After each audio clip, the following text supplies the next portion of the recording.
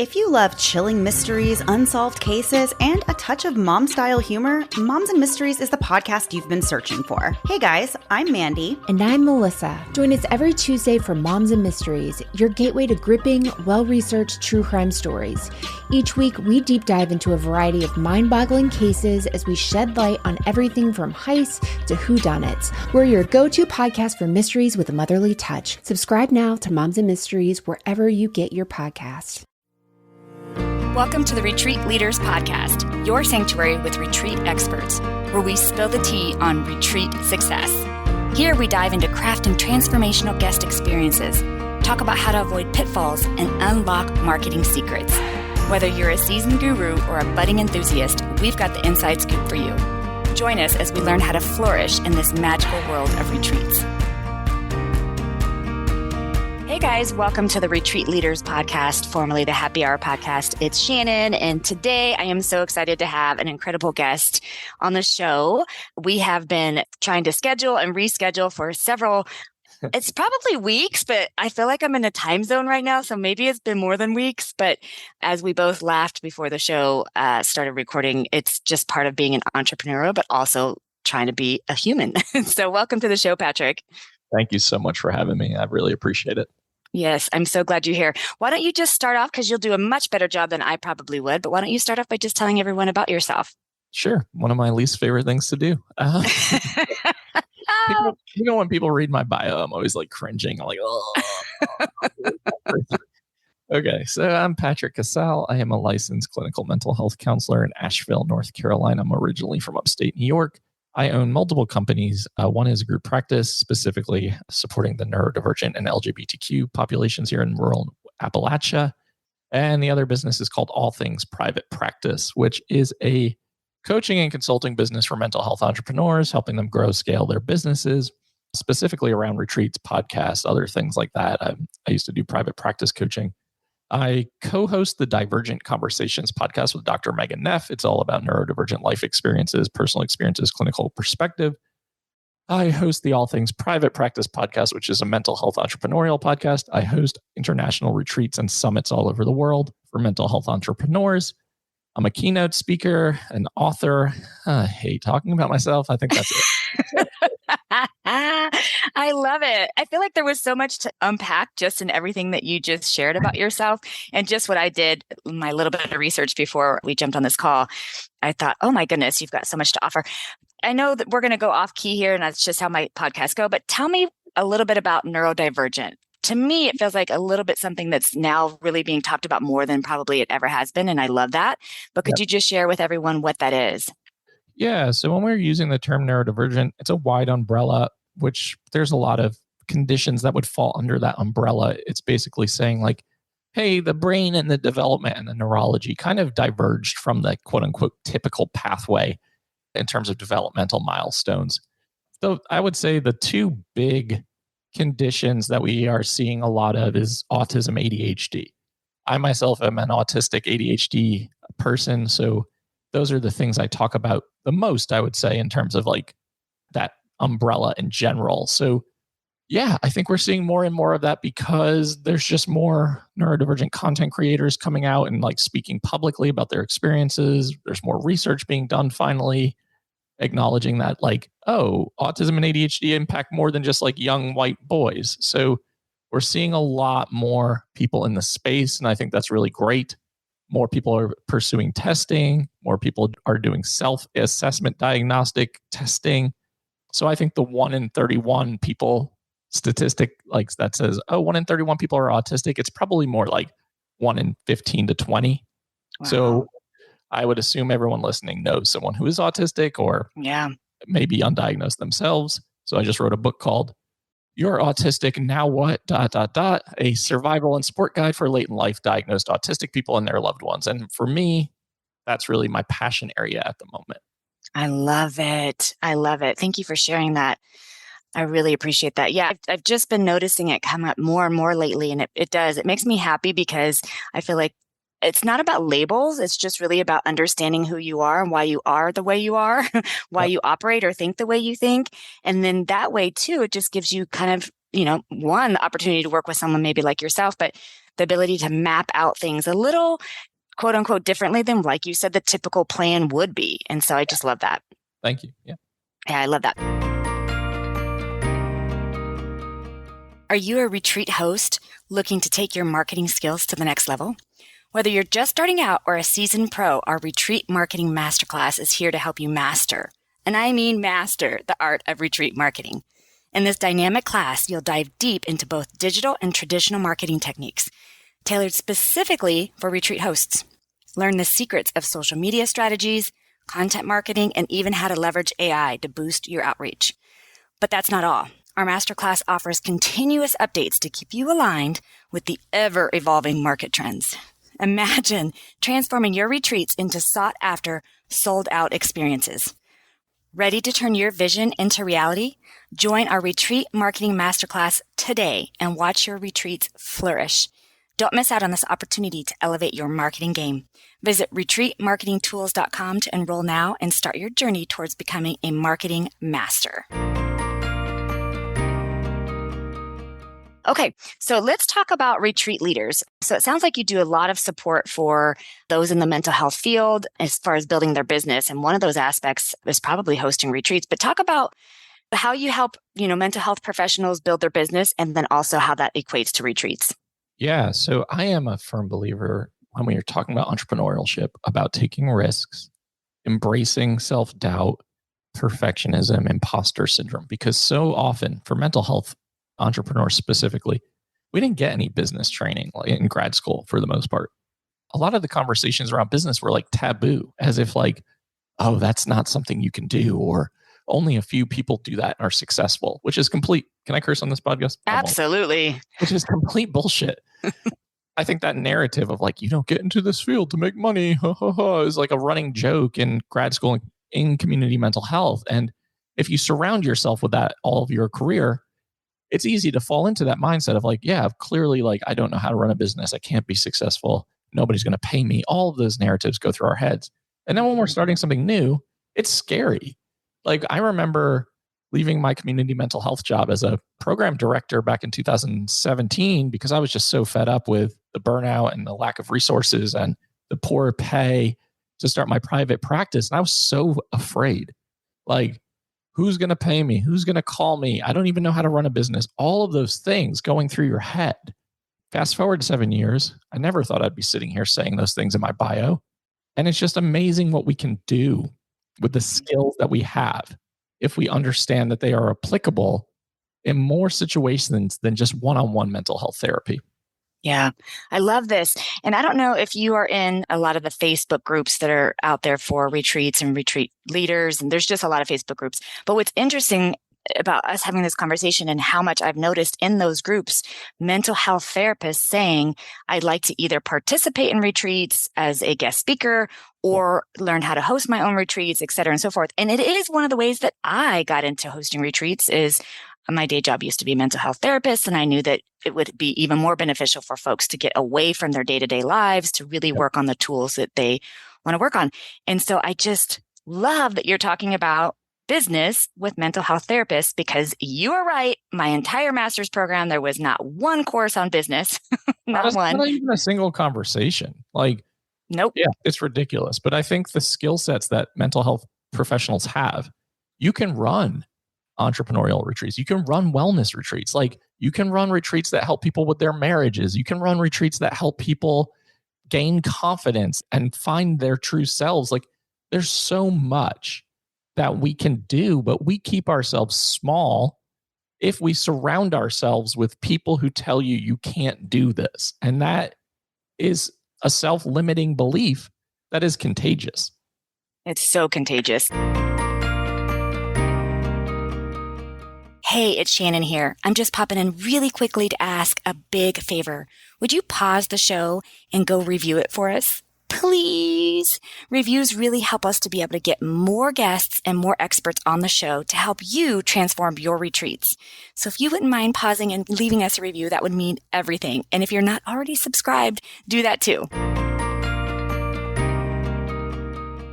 All of the belief systems can be contagious, and that's why it's important that whatever you're doing, you're surrounding yourself with those who uplift rather than tear you down.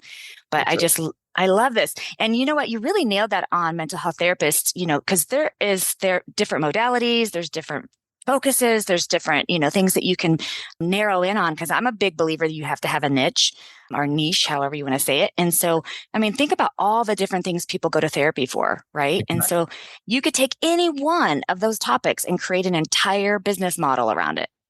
Absolutely. You can create workbooks, you can create ebooks, you can create coaching programs, you can create trainings, you can create speaking engagements, you can create retreats. I mean, it's limitless. And, that's really what my retreats have become about, is working through the imposter syndrome, working through the self-doubt. I kind of have coined the phrase, doubt yourself, do it anyway, for most of our retreats. That's the theme.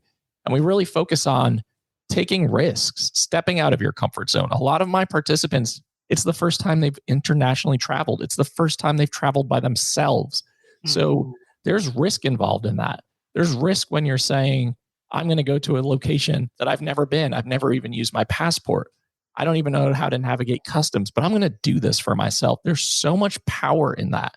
And it's amazing to see people show up and of course they're anxious at first and they're a little overwhelmed. And then we drop into the group and all of a sudden, you see these wonderful ideas coming to life. You see these people connecting. A lot of my participants have become lifelong friends and are traveling the globe together. And it's just that, for me, is always what I wanted. Mm-hmm. Yeah, I love this.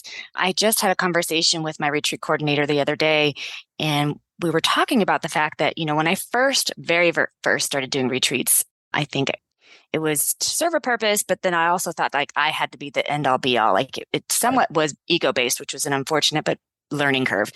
Yep. And then as I've grown through my journey of hosting retreats, which has now been over 10 years, I've really learned that the main goal is for them to connect to themselves and each other and build these lifelong relationships. And again, with themselves and with the other, participants, and just really just learn some powerful tools in that group community setting. So I love this. Okay. One of the things we emailed about was marketing. Talk a little bit about marketing and how, you feel like you've got a good handle on that when it comes to retreats or the business aspect of it. Yeah. So I run a retreat called the Retreat Builders Blueprint. I hate that name, by the way. I'm going to figure a better name out at some point. But nevertheless, it's a 3-day event where my business partner and I sit down with you and teach you how to run a retreat, launch a retreat, write the sales pages, all the things. The thing that people get the most hung up on is marketing. And that's the struggle. And I see so many good ideas that fall flat because the marketing was really poorly done or it wasn't consistent. So a lot of you listening are probably like, well, marketing is not something I'm familiar with. It feels salesy. It feels sleazy. I don't want to be a part of social media. It's too much. I hate to say this. In this day and age, I think having a social media presence is super important if you don't have something that's already well established, because otherwise you are relying on boots on the ground type of marketing and networking and relying on people in your circle to do a lot of the heavy lifting, which is typically not going to happen. I don't think anyone's ever going to market your idea more passionately than you are. I look at marketing as storytelling. When I write sales pages, when I post on my social media, I am trying to talk about the experiences that we're having. I'm trying to showcase the food, the people, the culture, the environment, the location, the accommodations. I want people to be able to look at my sales pages and place themselves in these events as if I can see myself doing this. I want to elicit an emotional and psychological response by saying, look at what this is going to offer you and look at the transformation. Marketing is consistency. And it is about showing up. And there's vulnerability in showing up. There's vulnerability in putting your face online. There's vulnerability with putting your ideas out to the world. So we really do have to get comfortable with that. I post every day. I mean, I have a social media manager, which helps, but our social media following's large. It grows all the time, but that's because we're consistent.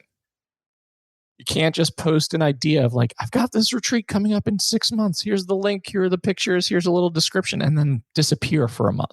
That's not how the spots are going to fill. I see that all the time, by the way. All the time. And a lot of the times it's this actually sounds like a cool concept, And I think people get scared or overwhelmed, or they just cannot show up consistently and then they drop the ball and they're like, I sold one spot. Now I'm giving spots away for free or like super discounted. And there's way too much emotional and financial investment that goes into these events to do that to yourself. I hear these stories from people who are like, I lost money on my retreat. I broke even. That for me breaks my heart because like I know how much energy and time go into these events behind the scenes and during the event. So that's a big focus of mine, is helping people really amplify their voice, show up authentically, but show up consistently. And I cannot stress the consistent piece enough. Yes, yes, and all the yeses. The consistency is so key, but I just love that you said that they'll just post something and then that's it. Yep. I see it all the time. I have a retreat venue, so people are booking our venue to host retreats here, and I'll see, I can really tell.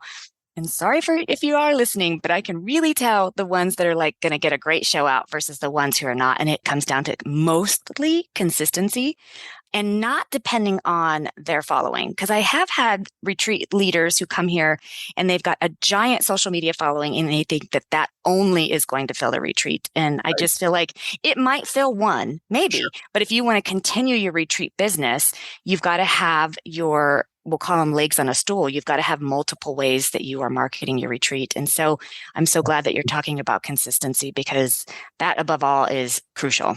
Well, people will pop into like other people's Facebook groups and post during their like marketing thread sessions or their marketing days. And then they're like, okay, I did it. Like that was marketing. Nobody reads that shit. Like those groups are so overwhelming. Like you're just scanning through things. So like one thing I tell people to do is create your own Facebook group specific for your events or your retreats. Be the face, like be consistent, do Facebook Lives, create that know, like, and trust factor so that people feel more comfortable giving you whatever amount of money you're asking for. Because my events are, I would consider high ticket events. Like usually the price point is like $4,500 to $6,500 per person. Last year, I launched an Italian summit where I rented the entire medieval village. I didn't know that was a thing you could do, but we're hosting a summit there this September. And then a event in Portugal, Greece, Spain, Asheville, and something else. I can't even keep track. We launched them all at the same time. And I thought, wow, this wasn't a great idea. Like, this is probably too much. Plus, we have to sell 90 spots for Italy. That's going to take a year. All of those events sold out in 7 days. It was very overwhelming. Awesome, but I can see how that would be overwhelming.